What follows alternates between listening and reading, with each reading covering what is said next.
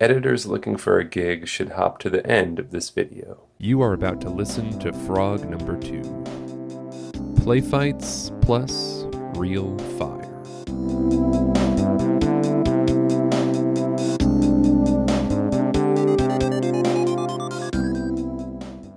If Mother 3 is good at portraying the ease and security of Alec's farm, it is just as good at portraying how quickly everything peaceful can be taken away. But, as usual, I'm getting ahead of myself. Today's gameplay session saw me completing the prologue and beginning Chapter 1, which, if any players thought they'd be play fighting with mole crickets for the entirety of Mother 3, the name Chapter 1, Night of the Funeral, strips away that potentiality pretty quickly, which is why I'd like to bask on Alec's farm for as long as I can. This time, I decided to go back into Alec's house so I could catch a screenshot of Hinawa's response to bumping her chair. Then, I decided to finally go join Klaus in playing with the Dragos. Here, the differences between Lucas and Klaus are on full display. As Lucas snoozed the morning away, Klaus rammed into Dragos over and over, which I guess we have to assume is his idea of fun. However, it seems the Dragos like to play as well, because every time Klaus or Lucas knock a Drago over, it stands for a moment, falls over, then peeks at the boys out of the corner of its eye to see if they're still looking. This is one of those moments where I adore the sprite design of Mother 3. While I can't blame Mother for being a sometimes drab-looking game because it was on the original NES, and I've always loved Earthbound's colorful yet simple graphics, Mother 3 is truly the realized style of Mother, at least in my opinion. The subtle animation of the Drago peeking out from its defeat is just so perfect. The player is shown that this world is peaceful. It is a world where a child can go out into the wilderness and play with a creature over 10 times his size. It is a world where the creature itself probably also wanted to just have some fun. Scenes like this are also why I'm kind of glad the game never came out on the Nintendo 64. I feel the graphics would not have aged well at all, whereas good sprite design can be timeless. I'm just going to add here as a brief aside, I wrote this post very early in the Frog by Frog timeline. It came out on April 25th, 2020, and I've definitely changed my opinions on this since then. I'm now fascinated with Earthbound 64, especially its visual style, but I'll talk more about that later. Anyway, then it's Lucas's turn to bat, and while I love the brief fourth wall breaking segment from Alec, I don't know why everyone is always giving Lucas so much trouble for being weak. He's just a child. Yet again and again, and especially as the story progresses, his most consistent moniker is Crybaby and Weakling. Even still, it's sweet to see the Drago play fight with Lucas in the same way it did with Klaus. I'll point out here that the Drago the boys are playing with is the Mother Drago, which becomes important later in Chapter 1. Though I'm sure most people reading the blog have already played Mother 3, I'm going to withhold my full commentary about the Dragos for now, as I'd like to do my best to limit my commentary to what I encounter up to each frog. I'm sure I'll break this rule 1,000 times, but I have to have standards of some kind. Of course, as the old saying goes, where there is play fighting, there are mole crickets. And after a few Drago knockdowns, one of my favorite characters in the game comes scurrying on to screen. Which, of course, triggers the first official turn-based battle of the game, and one of the sickest, best battle tracks in the game as well. There's not much to say about this first battle outside of the music. It has everything a player would expect from the series after playing Earthbound. A psychedelic, groovy background, a turn-based battle system, the rolling health bars at the bottom. One of my favorite visual additions to Mother 3 is that a character pops up above their name as you are selecting their action, as opposed to Earthbound and Mother, where nothing of the sort happened. If they ever remake or re-release these games officially, this is one small change I'd love to see in Earthbound, though I doubt it would ever happen.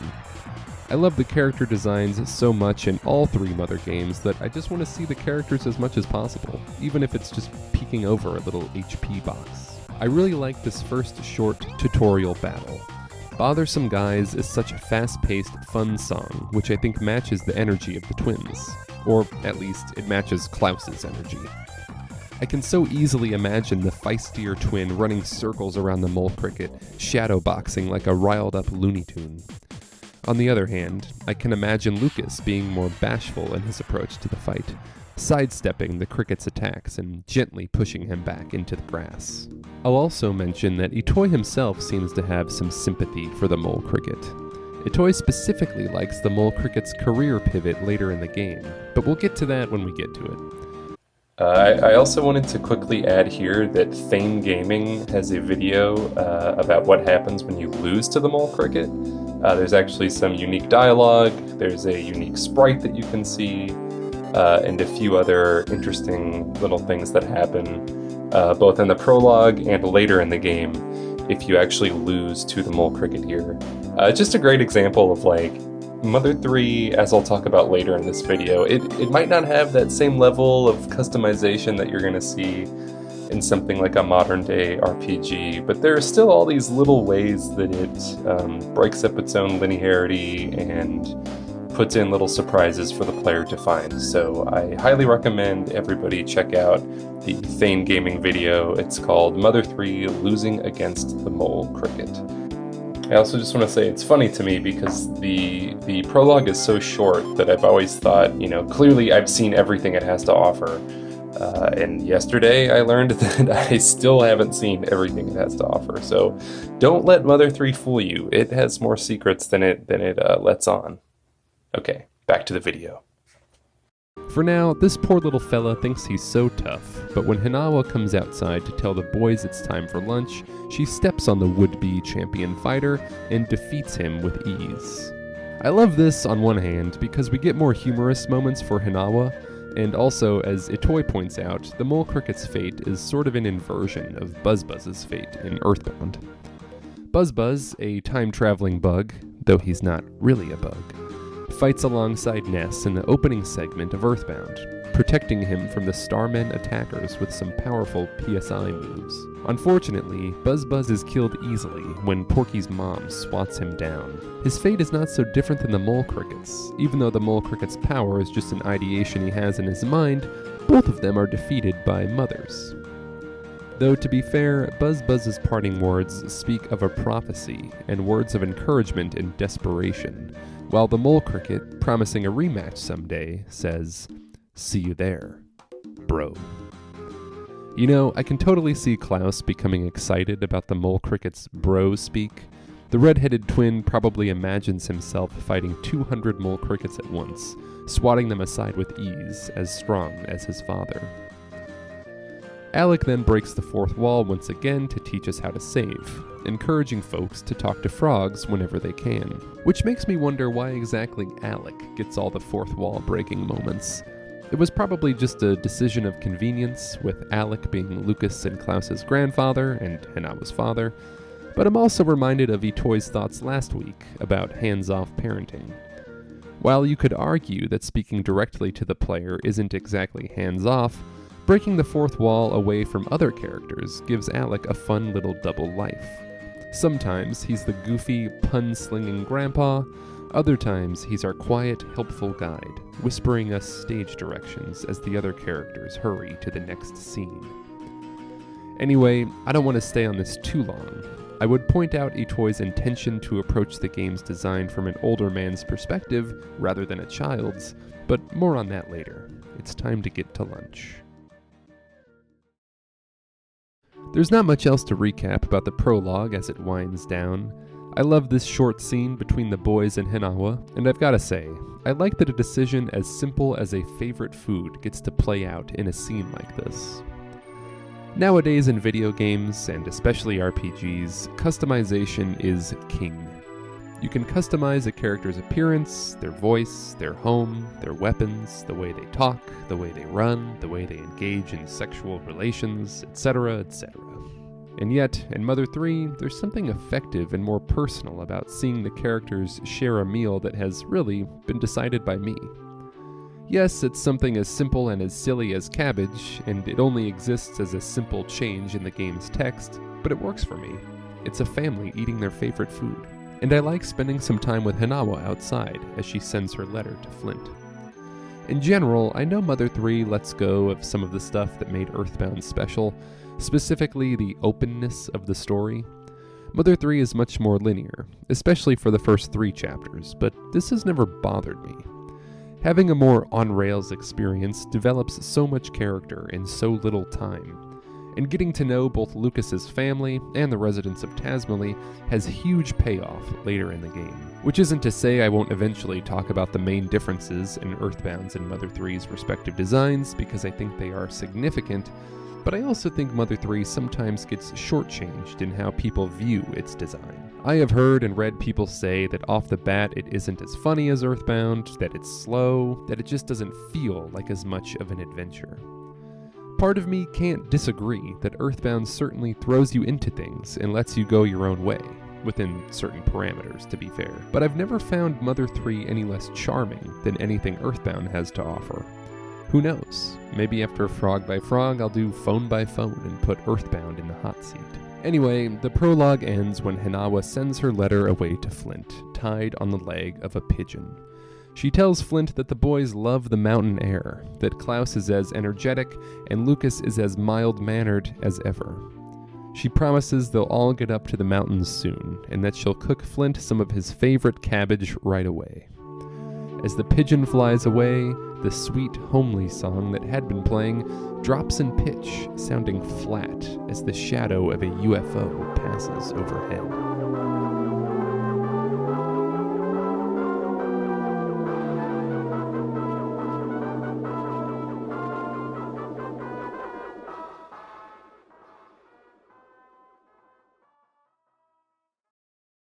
I've still wondered, though, what is the point of this prologue? In the grand scheme of things, you could argue it doesn't really accomplish much, by which I mean you learn to dash, you learn to save, and you get through an easy fight, all of which you can rush through if you'd like. Certainly, Chapter 1 could accomplish these same things, perhaps even more quickly, with Flint's section of gameplay. We also, in a way, get just as much exposition, if not more, in Chapter 1 for these characters and the world. Even Hinawa's letter to Flint is revisited, where we read it once again in its entirety, which is a pacing decision I always thought was strange. So what's the deal? Well, to me, the prologue accomplishes something that wouldn't have been as effective in simple exposition. This tranquil life in the mountains is also life in most civilized areas of the Nowhere Islands. Alex says to Hinawa that the forest is so safe that the boys could walk home without any kind of adult supervision. This isn't just a weekend getaway to Alex that is peaceful. Life all over the place is this peaceful. Yes, certain Tazmily civilians, as we will learn next chapter, have certain roles, like learning here that Flint and his family are sheep farmers, but this is a peaceful place, and we get to spend a morning in it. You can walk around the farm as much as you'd like with Lucas before you trigger the scene with the Dragos. There is nowhere to go, no objective at all. You can just take it easy. I also think it's important for Lucas as our protagonist. While the first 3 chapters of the game jump around to various protagonists, Lucas is the character we ultimately spend the most time with. Like I've said, the cast in Mother 3 receives much more characterization than any of the Mother games before it, but Itoi himself has not spoken much about them. He mentions Duster, who I'll talk about more in Chapter 2, and there are some minor characters he has commented on, like the Magypsies and the Mole Cricket, but Itoi himself has never offered much in the way of interpretation for his main cast. Maybe this goes back to his idea that he wants the game to be a mirror, confirming any read the player might have on a character. Still, I think we need this prologue to understand Lucas. I think we need this prologue to understand how peaceful times were before everything goes up in flames. It's nice to see our future hero when times were simple, and he was literally just a child. I'm reminded of King K's videos about Skyward Sword and Twilight Princess respectively, where he argues that the often derided extended introductions of both these games are actually an opportunity to see what Link's life was like before the main conflict, a chance to see the peaceful life that is later at stake when the evil forces get moving. And while I don't totally agree that the long introductions to either of those games are either necessary or fun, I can appreciate some extra time with my protagonist before things get going. It's nice to see Lucas as the coddled late riser who, though considered weak, still plays with and runs around with his brother. It's equally enjoyable to see Klaus as the loud, active, stronger brother, who happily remarks on his favorite foods and loves a good challenge from something as enormous as a Drago or as small as a mole cricket. In other words, I think we need the image of Lucas's happy family, however brief it is, so that we understand him just a little better when it all gets taken away.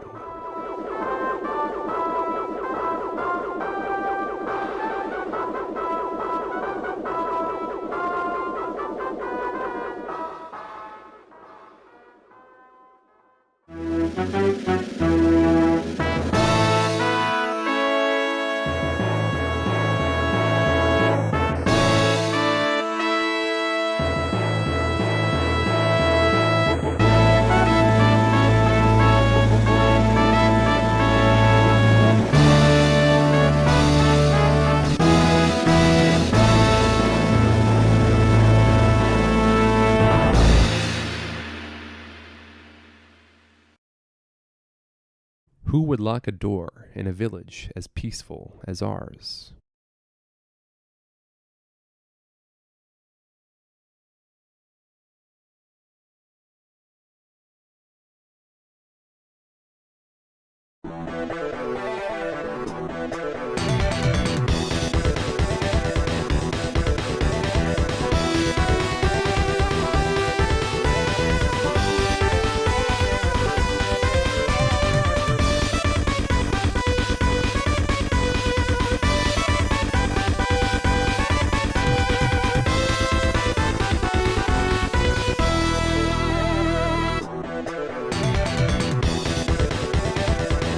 Fire, bombs, animals running for their lives. Every sense of serenity we've just previously known is thrown away as this track rips through scenes of the Sunshine Forest erupting into flames.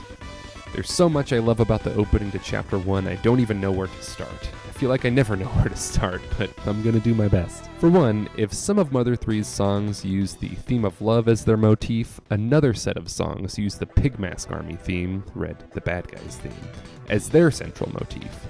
And I think my favorite example of this is in the above track. It's perfect. Fast-paced, frantic, different in style from anything we heard in the prologue. The Nowhere Islands are under attack, and everything from the music to the visuals to the pacing of the scenes gets your heart racing. One small detail I love is seeing lighter and fuel in their forest cottage, as we will have to save both of them later. The player sees all sorts of animals running about, which will soon appear as strange chimeras or agitated creatures, as well as men in pig masks throwing bombs that make the entire forest catch fire. Notably, we can see the game's first boss, or at least mini-boss, the reconstructed caribou, and, in typical Mother 3 fashion, the game spares no expense in making an emotional connection to the player. When we see this boss in-game, it will be angry, emitting steam, and trying to kill us. But here, it is scared and frantic, worrying, accompanied by cartoonish sweat droplets. Sadly, the first major enemy in the game is, like the Tasmillian residents, just a victim of something far out of its control. I love this opening so much. It has always stood out to me as such a significant change in tone that it just blows me away every time I see it.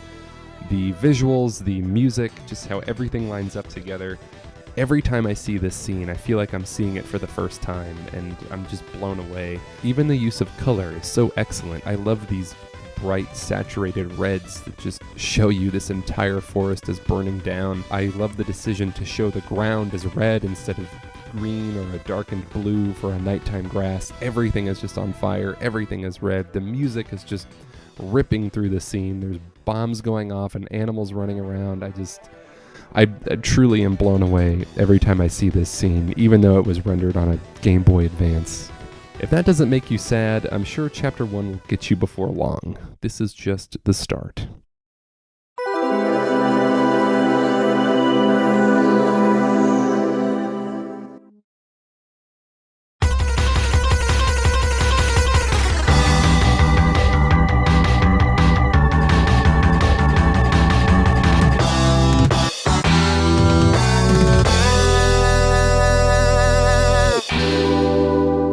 Next, we see Thomas and his amazingly animated feet scurrying through town, sounding his siren, which is also such an amazing sound effect to accompany the music.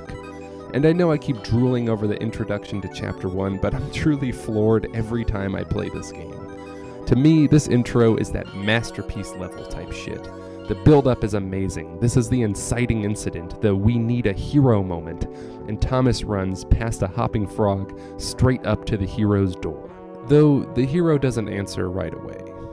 Thomas knocks, and even pulls off Flint's doorknob before the cowboy finally appears. Calm, cool, collected, dependable, Flint answers the door, adjusts his hat, and rises to the occasion. If you were hoping that in Mother 3 you'd finally get to play as a mother, you'll be sadly disappointed.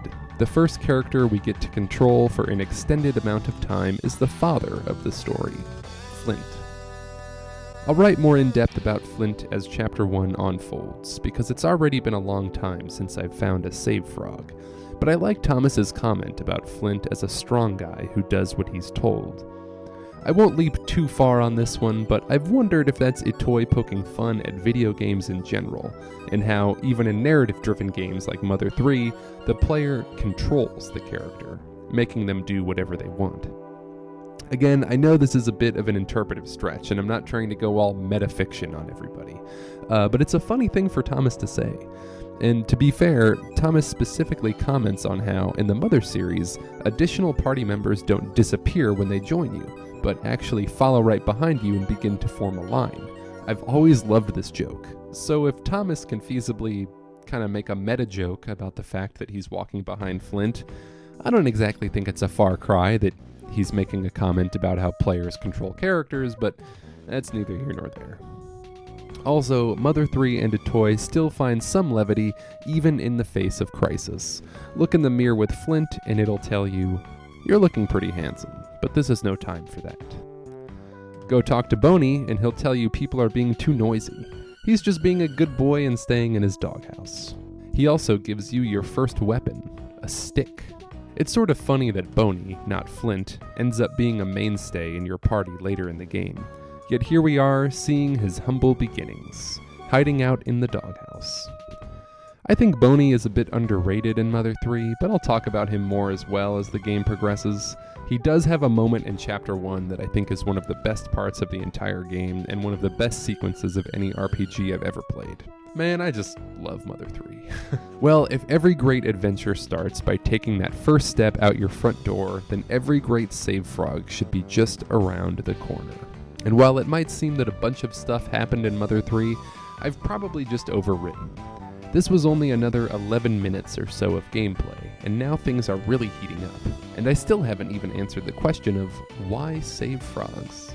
As for this specific frog, he is one we will be revisiting many times, which is why I'll take this moment to establish a bit of a soft rule for my blog. I'm going to try to never reuse a save frog in a chapter. By which I mean, this specific frog is outside of Lucas's house for the entire game. But if I want to play frog by frog, I'll try to always and only save at a new frog. That said, Chapter 1 has quite a few cutscenes and generally sticks to its own pacing, so I may have to reuse this frog if I've been playing for a pretty long time. Anyway, now the adventure has truly begun. Flint is heading into the Sunshine Forest, Boney is staying behind in his doghouse, Thomas is following because that's what he likes to do.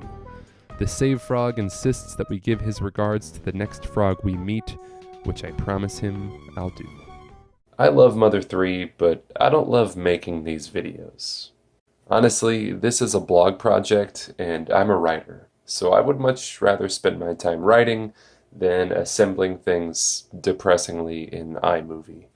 So, if you are an editor who is familiar with Mother 3, can exceed or mimic the type of video I've made here, and wants to make money, email me at frogbyfrogblog@gmail.com and I'll tell you everything you need to know.